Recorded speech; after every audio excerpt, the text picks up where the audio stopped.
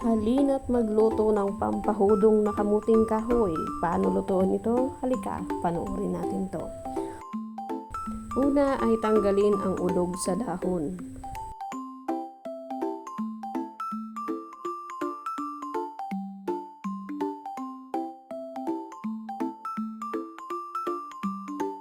Pag natanggal na lahat ng udog sa dahon, lagyan ito ng konting asin at pisiin, kusot-kusutin.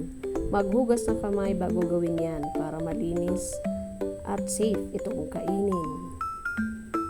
Kuskusin lang na para kayong naglalaba hanggang sa ito'y mayurit at madurog at lumabas ang katas para itapon, hindi isali sa gulay.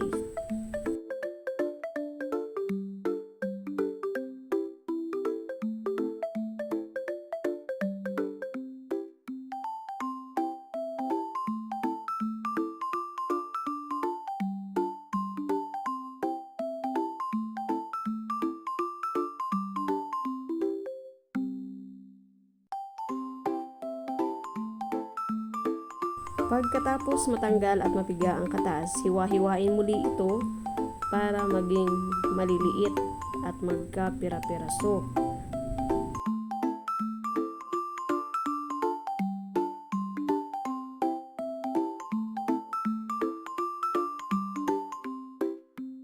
Inilagay ko na ang pangalawang gata sa kawali.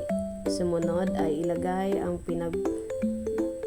pinaggiris-giris na kamuting kahoy at ibuntog ito. Hayaan lamang po siyang kumulo hanggang sa maubos ang unang gata sa kamuting kahoy. At pagkatapos maubos nito ay pwede nang ilagay ang unang gata. Ito ay magsisilbing liputok para maliputok.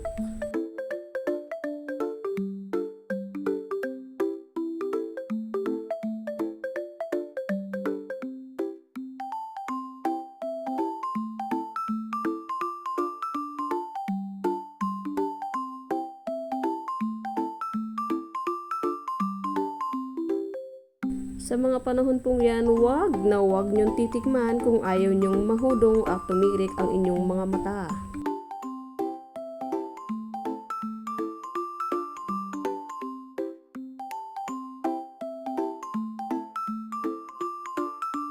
Wag masyadong pagparabukagin, baka malanog at maramog.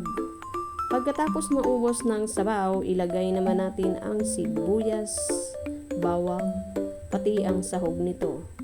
Ang nilagay kong sahog ay tinapa at lapis na isira. Di ko aram kung anong apod kan sa Bicol. Saka ito sangkapan ng konting asin dahil may asin na kanina. At syempre, isang kutsarang asukal. Pagkatapos niyan ay ilagay na rin ang unang gata.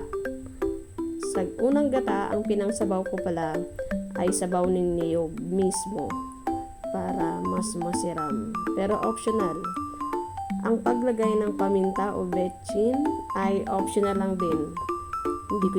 Hindi ko lang nilagyan kasi wala ako sa bahay.